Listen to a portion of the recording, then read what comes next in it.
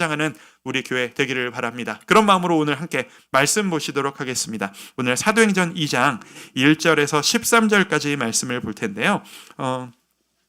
1절부터 4절까지만 우리 같이 한번 좀 읽도록 하겠습니다. 1절부터 4절까지만 우리 한 절씩 교독하면서 읽도록 하겠습니다. 사도행전 2장 1절부터 제가 읽습니다.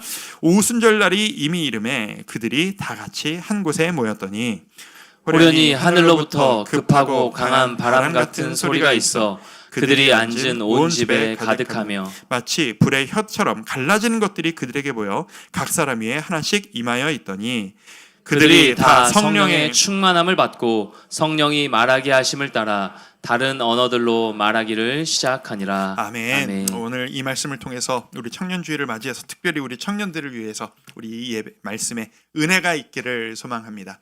지난주부터 사도행전 말씀을 보기 시작했습니다. 사도행전에서 가장 주목할 만한 중요한 사건이 있다면 바로 오늘의 성령 강림 사건일 것입니다. 교회에서 성령 충만하십시오, 성령 충만하시기 바랍니다 라고 하는 권면은 가장 많이 쓰는 권면이자 축복이기도 합니다. 저도 설교를 하면서 성령 충만해야 합니다 라는 말씀을 참 자주 많이 드리는 것 같습니다. 이게 그 어떤 것보다도 중요한 문제이기 때문입니다. 근데 한편 이면을 생각해 보면 우리가 성령 충만하십시오, 성령 충만하기 원합니다 라고 말은 하지만 우리가 성령님에 대해 오해하고 있는 것들이 너무 많다는 것을 발견하곤 합니다. 어떤 이유로든 그게 뭐 어떤 교회 출신이시든 아니면 어떤 뭐 부모님의 영향이시든 간에 성령님을 의지하는 삶의 모습이란 어떤 것인지, 그리고 내가 어떻게 해야 성령 충만해질 수 있는 것인지에 대한 성도님들은 약간의 혼동 같은 것들을 모두 약간씩은 가지고 계신 것 같아요.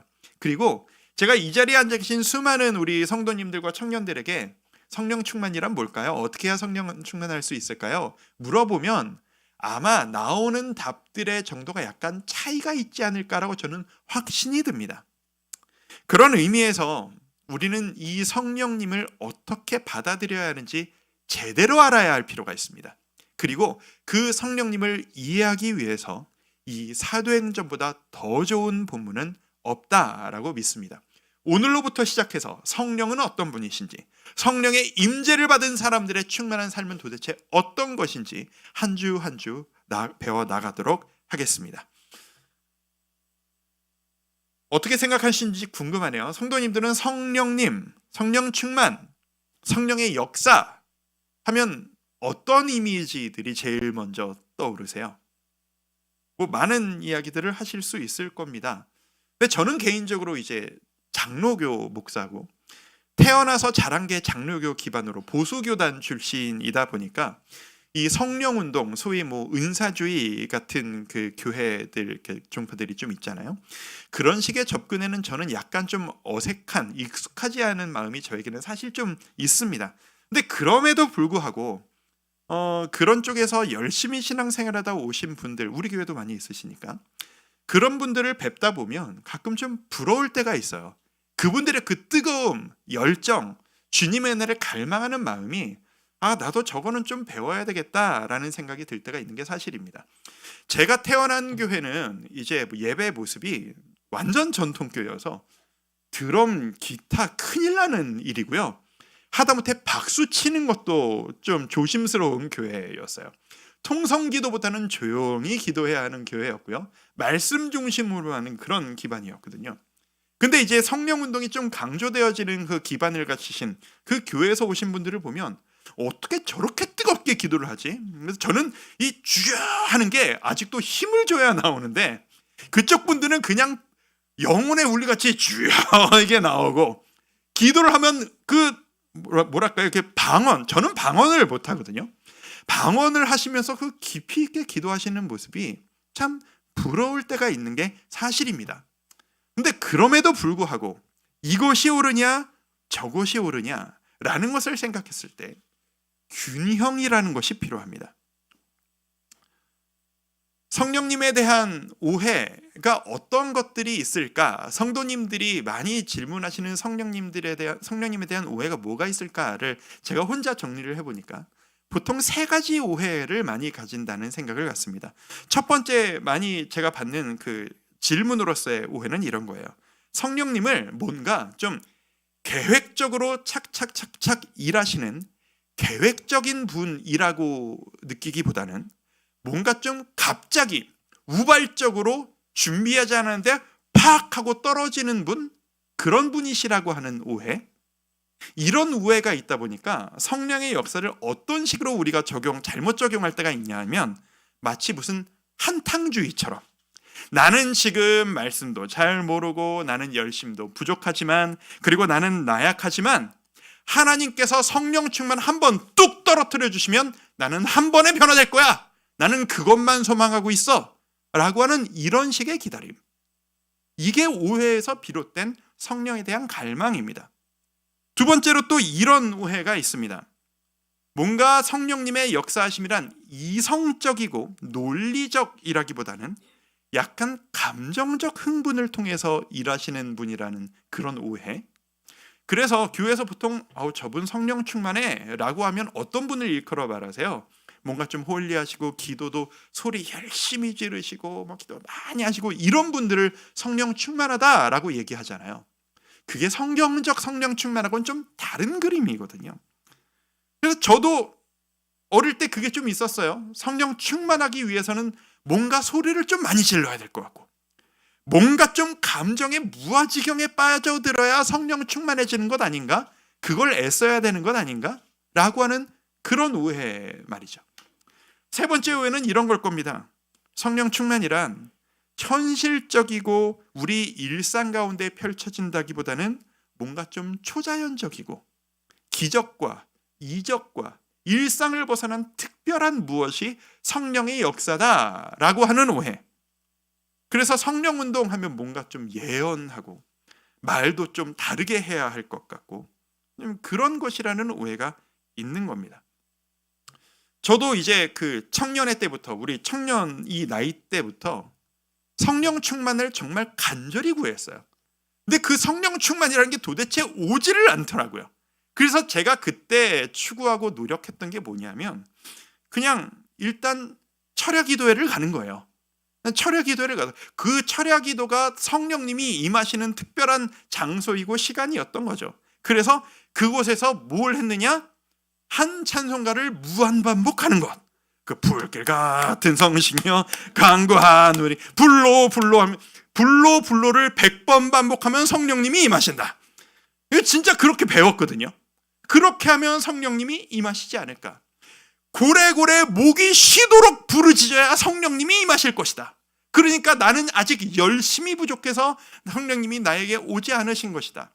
일종의 자책감 같은 그 열심이 성령을 구하는 저의 태도였던 거죠. 지금 생각해보면 그게 하나님이 일하시는 과정일 수 있습니다. 하나님은 그런 과정을 통해서도 일하시는 것은 사실입니다. 그럼에도 불구하고 그게 온전한 성령 충만의 접근 방법은 아니라는 것을 성경을 보면 볼수록 깨닫습니다. 저는 오늘 성도 여러분들과 세 가지 주제로 이 성령의 임재, 성령이 어떤 식으로 역사하시는가에 대한 세 가지 이야기를 나누도록 할 텐데 하나하나 이제 매주 성령의 이야기를 나눠가면서 진정한 성령 충만, 깊이 있는 균형 잡힌 성령을 우리 모두가 누릴 수 있기를 소망합니다. 첫 번째 주제입니다. 오늘 좀 알려드리고 싶은 게 많아서 대지 말이 좀 길어요. 적으셔야 되는 분들을 좀 오래 보여드릴 테니까 천천히 받아 적으십시오. 자, 같이 한번 읽어보도록 할까요? 뜨겁게 시작. 뜨겁게 기도해서 성령을 보내주신 것이 아니다.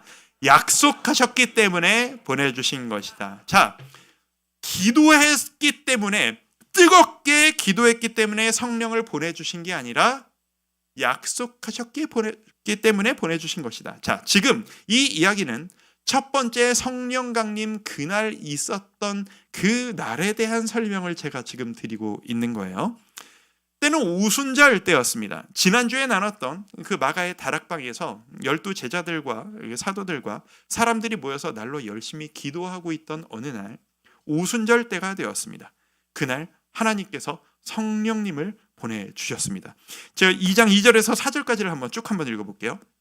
호련히 하늘로부터 급하고 강한 바람 같은 소리가 있어 그들이 앉은 온 집에 가득하며 마치 불의 혀처럼 갈라지는 것들이 그들에게 보여 각 사람 위에 하나씩 임하여 있더니 그들이 다 성령의 충만함을 받고 성령이 말하게 하심을 따라 다른 언어들로 말하기를 시작하니라. 성령님이 처음으로 약속하신 대로 사람들에게 임하신 놀라운 전환점과 같은 사건입니다. 제가 이 말씀을 읽고 그 신학적인 이해도가 좀 낮았던 때 이 모습이 너무 사모가 되는 거예요. 나도 이런 걸 좀 경험하고 싶은 거예요. 나도 뭔가를 좀 듣고 뭔가를 좀 보면서 나도 내 입에서 방언 같은 게 막 터져나가면서 뭔가 좀 주님의 지금 하나님이 나와 함께 계시다는 그 체험을 좀 하고 싶었던 거예요. 주님이 지금 진짜 나랑 같이 계신 건지 안 계신 건지를 체험할 수가 없었으니까 그 당시에.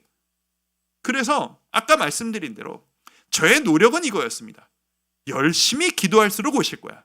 그러다가 내 기도가 약해지면 성령님이 좀 멀어지셨다가 내가 막 외치면 성령님이 가까우셨다가 이렇게 생각해서 기도하고 부르짖자 감정을 막 끌어올렸었어요.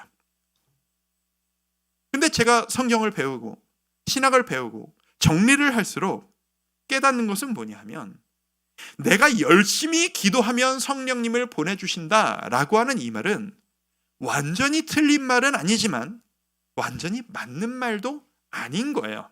자, 이날 마가의 다락방에서 12사도와 예수님을 따르던 자들이 열심히 기도했기 때문에 성령님이 임하신 것이냐? 그게 아니라는 거죠. 성령님은요, 감정에 종속된 분이 아니에요. 여러분의 감정이 어떤지를 아시잖아요. 우리의 감정이란 흔들리는 갈대예요. 우리 감정이 북받쳐 오른다고 하나님이 막 일하셨다가 우리 감정이 가라앉으면 성령님이 역사 못하시는 내 감정에 따라 왔다 갔다 하는 하나님이라고 생각하기엔 그 기준이라고 생각할 감정이 너무 연약하고 보잘것없고 단단하지가 않아요.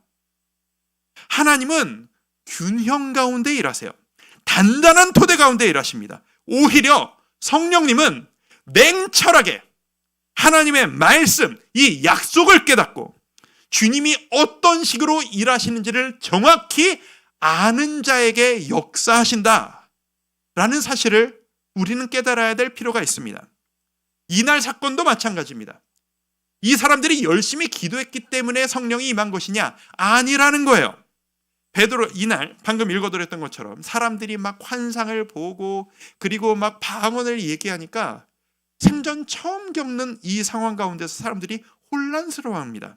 나에게 무슨 일이 일어난 거냐? 저 사람들에게 무슨 일이 일어난 거냐?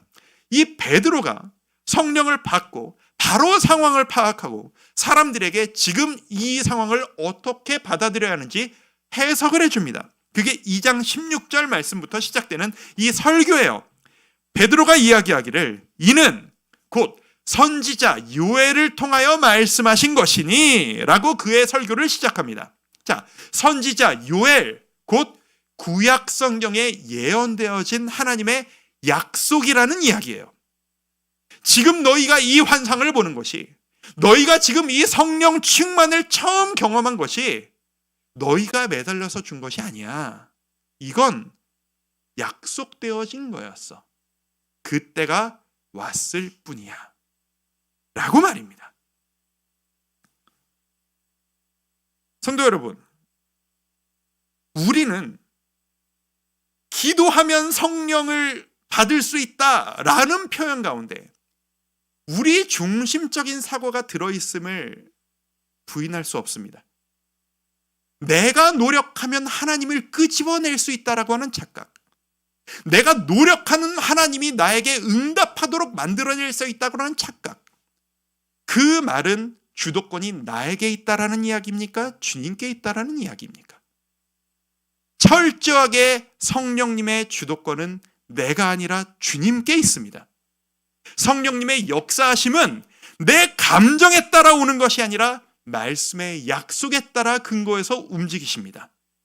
말씀에 따라 성령님이 오셨다라면 이 시간 내가 뜨겁게 기도하는 것도 중요하지만 내가 가장 열심히 해야 될 노력은 하나님의 약속, 말씀을 깊이 알고 묵상하며 연구하는 것. 그것이 우리가 성령 충만할 수 있는 기초이자 시작점이라고 믿습니다. 가끔 성도님들께서 이렇게 말씀하시는 분 계세요. 저는 성경은 잘 모릅니다. 저는 말씀은 잘 몰라요. 하나님 잘 모릅니다. 하지만 기도 열심히 해서 성령 충만합니다. 그 말씀은 반은 맞는데 반은 틀립니다. 단언코 말씀드리건대 하나님이 어떤 분이신지 성경을 모르시면서 영적으로만 충만하시다라고 하는 그 상태가 계속되시면 불균형이 일어납니다. 분명히 무슨 일인가가 오해로든 뭐든 생기게 되어져 있습니다. 성도 여러분, 성령 충만하고 싶으십니까?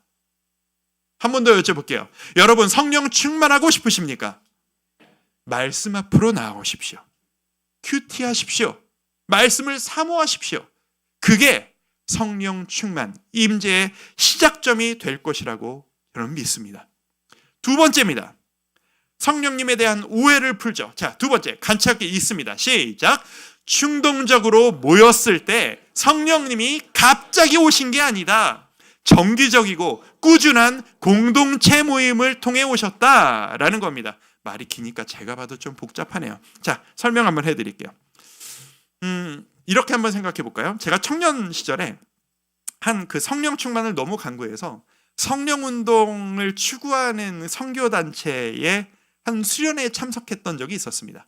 갔더니 참석하신 분들이 서로 인사하고 어떻게 오셨어요? 얘기하는데 다들 저 빼고 다 이렇게 얘기하시는 거예요. 성령 충만 받고 싶어서 왔습니다. 그리고 하나님이 저를 이곳으로 보내셨습니다. 기도하는데 너 성령 충만해야 되겠다. 일 그만두고 저기 수련회 가서 은혜 받아라. 라고 주님께서 저에게 말씀해 주셔서 이곳에 참석했습니다. 라고 말씀하시는 분이 너무 많은 거예요. 저는 그냥 제가 가고 싶어서 갔거든요. 이거 내가 잘못 왔나? 내가 뭔가 좀 부족한가? 뭐 이렇게 생각이 좀 드는 거예요. 그게 뭐 비유로 하자면 이런 느낌이었어요. 제가 학교 수업으로는 좀 부족해서 과외 받으러 왔습니다. 특별 강사 찾아서 왔어요. 뭐 이런 느낌? 그러니까 성령님이 충만하게 누리려면 특별 이벤트가 필요하다라고 하는 그런 느낌이랄까? 그런 느낌이었어요. 여러분은 어떻게 생각하세요? 우리가 성령 충만을 누리려면 그런 이벤트가 필요한 걸까요? 자, 성령 강림의 날, 이날 이들이 어떤 날 어떤 상태에서 무슨 모임을 갖다가 임재를 경험한 것인가를 아는 것이 우리에게 도움이 될 수 있을 거라는 생각이 듭니다. 자, 이 날이 무슨 날이냐라고 성경이 설명하냐면 2장 1절에 보면 이때가 오순절 날이 이름에 그들이 다 같이 한 곳에 모였더니 오순절 때라고 이 절기를 이야기합니다. 그리고 공동체가 함께 모여 있었다라고 이야기합니다. 그리고 이때의 시간이 언제라고 이야기하냐면 15절에 보면 때가 제3신이 3시라고 이야기해요. 자, 시간 체계가 이때와 우리가 다르기 때문에 성경에서 시간에서 6시간을 더하면 우리 지금 현재 시간이 됩니다. 그러니까 3시라고 하는 이야기는 6시간 더해서 9시. 우리 지금으로 치면 일부 예배 시간 9시가 이때라는 이야기예요. 그러니까 이때 아침 9시에 모든 사람들이 모여 있는 거예요. 왜 이렇게 많이 아침부터 모여 있었던 것일까? 오순절이 무슨 날이냐면 이제 유월절은 아시죠? 유월절 예수님이란다. 그 이스라엘 백성들이 출애굽했던 것들을 기념하는 그날 그걸 기념하는 게 유월절인데 유월절에 이어지는 안식일로부터 50일째 되는 날이 오순절이에요. 그러니까 50일이니까 몇 주가 지났냐면 7, 7이 49니까 7주가 지나고 그 다음 날이에요. 안식일, 구약에서의 안식일은 주일이 아닙니다. 토요일이에요. 안식일은 토요일이었어요. 그러니까 7주 안식일이 7번 지나고 나서 그 다음 날이니까 무슨 요일이냐? 지금 우리가 주일이라고 부르는 일요일 날이 된 겁니다. 주일 아침이 된 거예요. 그러니까 지금 이 날은 무슨 날이냐 하면 갑자기 그냥 모여라. 오늘 하나님이 우리를 모이라 하신다. 그냥 가슴에 뜨거움이 생긴다, 모이십시오 해서 모인 게 아니라는 이야기예요. 자료를 찾아보니까 예수님이 십자가에 달리셨다가 부활하셨습니다. 그리고 그 부활을 믿는 자들이 그 직후로부터 예수님이 부활하신 것이 우리 구원의 진정한 완성이다, 이제는 율법에 따라 안식일이 아니라 예수님이 부활하신 그 요일마다 모여서 하나님을 찬송하고 예배하기를 시작했습니다. 그게 오늘날 우리가 드리는 이 주일 예배의 시작인 겁니다. 그러니 이 오순절 아침 9시라고 하는 건 무슨 말이냐 하면 매주 모이고 있던 주일 아침 예배 시간이 되어서 예수님의 부활을 믿는 사람들이 모여있는 상태, 이렇게 이해하면 되는 거예요. 그리고 그 정기 예배에 성령이 임재하신 겁니다. 이것은 특별한 수련회도 아니고 특별한 부르심의 시간도 아닌 공동체의 주일 예배였던 거예요. 여러분, 성령님은 일상의 예배를 통해서 가장 강하게 역사하신다는 것을 믿으시기를 바랍니다. 이게 저에게 얼마나 큰 위로를 줬는지 모릅니다. 가끔 성도님들 이렇게 생각하시는 분들도 있으실 수 있어요. 아니, 나는 꼭 공동체 예배 시간이 아니라 1대1로 하나님과 독대하는 시간을 통해서 주님을 제일 깊이 만난다, 그러실 수 있죠. 그러실 수도 있습니다.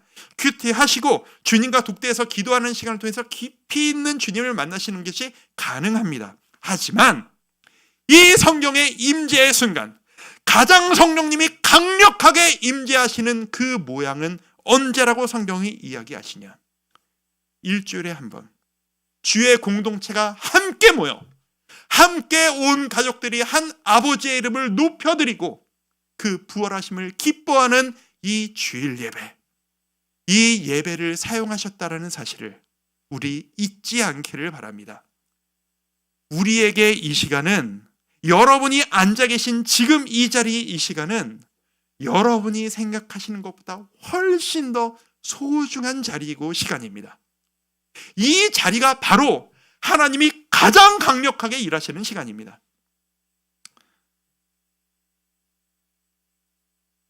아까 일부 때도 말씀드렸는데 또 말씀드리는데, 청년들께 특히, 그리고 또 청년부에 안 참석하시지만 자리에 부모님과 함께 예배하시는 청년 여러분들께 꼭 권고하고 싶습니다. 여러분 나이가 이 주일 예배, 공동체 예배를 제일 좀 가볍게 여기기에 딱 좋은 나이예요. 왜 그걸 아느냐? 제가 그랬으니까. 왠지 좀 자유롭고 싶고 늘 했던 것과는 좀 자유로운 나만의 방식으로 주님을 만나고 싶은 때가 딱 여러분의 때거든요. 아니라는 겁니다. 여러분의 청년의 예배, 여러분 또래 사람들이 함께 모여서 공동체를 이루는 것, 그 시간이 하나님이 가장 강력하게 일하시는 시간이라는 것을 여러분 잊지 않고 기억하시기를 바랍니다. 그래서 저는 바랍니다. 청년부가 1년 안에 엄청난 수적 부흥이 일어났지만 앞으로 여러분의 만남이 더 기쁘고 행복했으면 좋겠어요. 청년 예배 때마다 행복함이, 성장이 가득했으면 좋겠습니다. 우리 성도 여러분들, 이미 여러분들 많이 은혜를 누리고 계시지만 이 예배의 시간이 성령의 임재를 충만하게 누리시는 그런 시간들 되시기를 주님의 이름으로 축복해 드리고 싶습니다. 지금 이 시간 온라인으로 예배하시는 성도님들도 많이 계세요. 지금 이 시간 보고 계신 성도님들 계시죠? 그리고 이제 피치 못할 상황들이 있으시다는 걸 제가 압니다. 하나님이 그렇게도 역사하실 겁니다. 그리고 상황이 여차여차해서 설교 듣는 것으로 예배를 대처하시는 분들도 있으시다는 것을 압니다. 성도 여러분, 권면드립니다.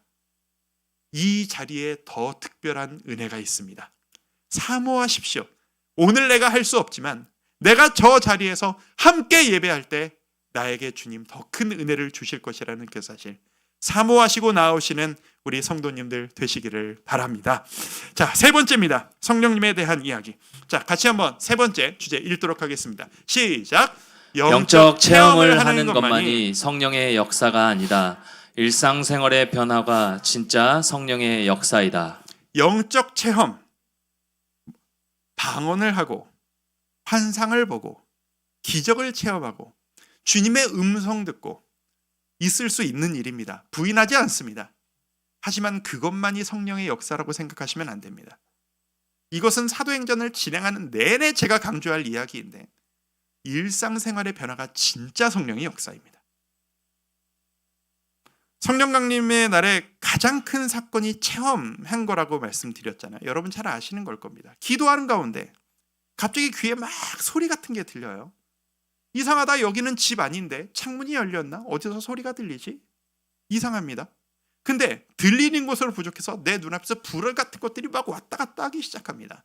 모두가 그것을 듣고 보니까 혼란스러워하기 시작합니다.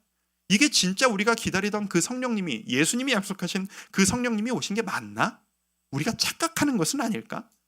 내가 지금 피곤해서 헛것을 보는 것은 아닐까? 그러니까 부인할 수 없을 증거를 보여주시죠. 그게 바로 방언입니다. 이때 했던 방언은 오늘날 여러분이 하시는, 저는 못하고 여러분들은 하시는 그 방언과는 성경적 의미가 다릅니다. 이때의 방언은 말 그대로 외국어예요. 그러니까 예를 들면 나는 한 번도 배워본 적이 없는 저 미얀마의 언어를 가지고 내가 기도를 하기 시작하는 거예요. 한 번도 들어본 적 없는 아프리카 부족의 어떤 말로 내가 막 말을 하기 시작하는 겁니다. 그게 이 시절의 방언이었어요.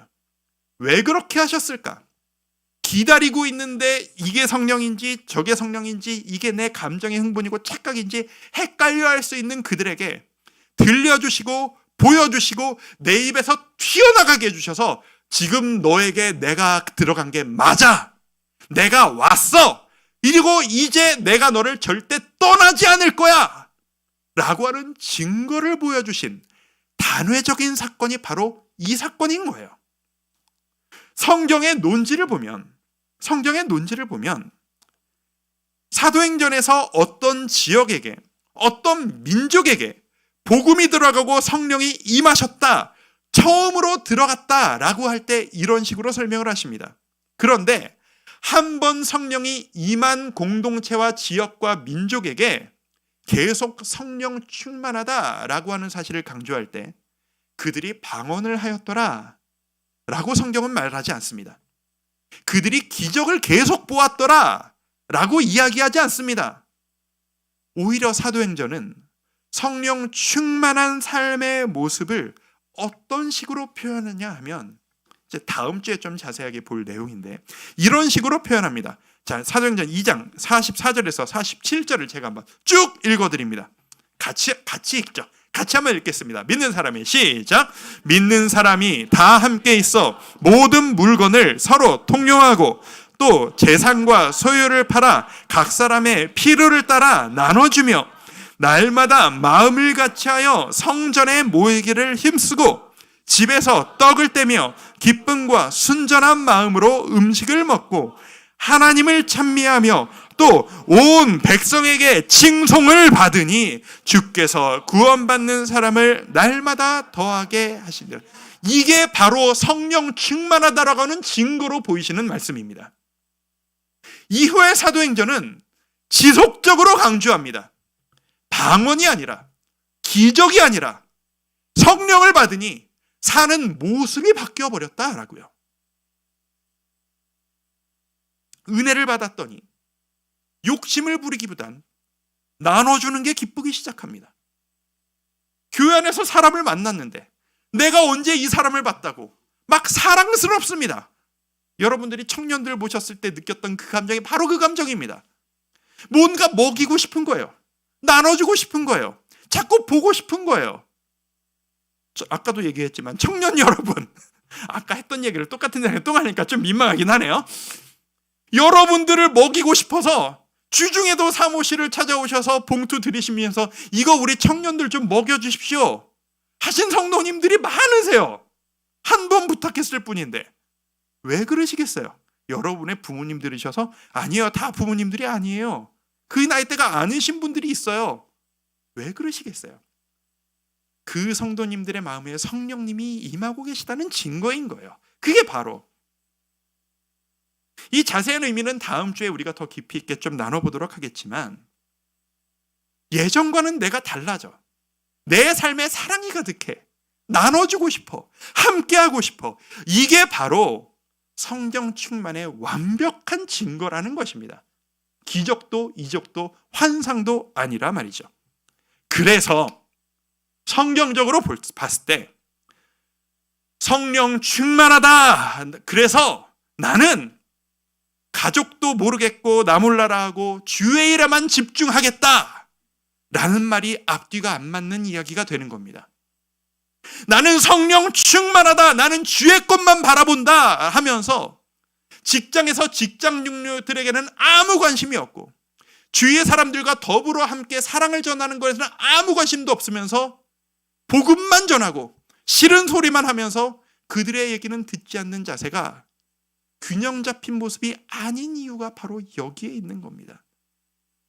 성령 충만한 사람은 하나님을 사랑하고 이웃을 사랑하는 사람입니다. 우리 주위에 있는 모든 사람에게 사랑을 전하고 그 삶의 모습이 너무 아름다워서 아까 봤던 것처럼 온 백성에게 칭송을 받으니 부끄럽게도 오늘날 우리의 모습은 거꾸로 아닙니까?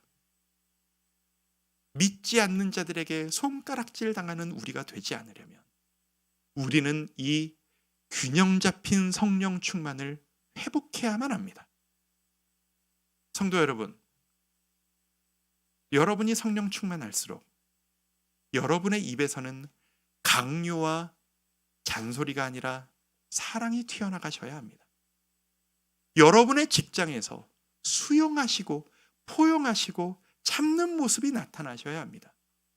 성령 충만한 사람에게 남 이야기, 뒷 이야기는 어울리지 않습니다. 나만 잘 되고 내가 먼저 더 많은 것을 누리라고 하는 모습은 어울리지 않습니다.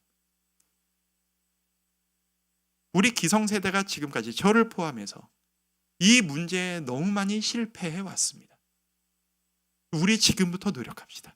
그리고 우리 청년 여러분, 우리 부모님들이 어떻게 했는지를 뛰어넘어서 여러분들이 부모님으로부터 받은 그 영향력을 뛰어넘어서 우리 청년들이 진정한 성령 충만을 누릴 수 있기를 바랍니다. 세상에 나아가서 주의 사랑을 전하고 나를 만나는 사람들이 나는 네가 믿는 하나님은 난 솔직히 아직 잘 인정이 안 돼. 근데 네가 사는 그 행복한 모습을 보니까 네가 믿는 하나님이 가짜인 것 같지는 않아. 너의 신앙을 내가 인정한다.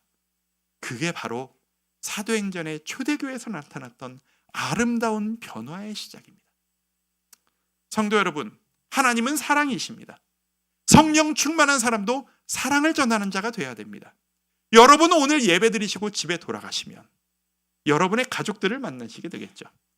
집으로 돌아가시면서 특히 우리 자녀 청년들이 집에 있으신 우리 교회 좀 같이 가자니까 오늘 와서 말씀 같이 들었으면 얼마나 좋아라고 하는 남편을 집에 가서 만나시게 될 것이고, 저 청년들 나와서 얼마나 이뻐 하나님의 복 받고 너도 청년부 좀 나가라라고 하는 그 청년들이 집에서 누워서 TV를 보고 있는 것을 바라봤을 때 여러분의 입에서 나가야 될 메시지는 너는 왜 안 나가니? 라고 하는 강요가 아니라 축복과 사랑의 메시지가 되셨으면 좋겠습니다.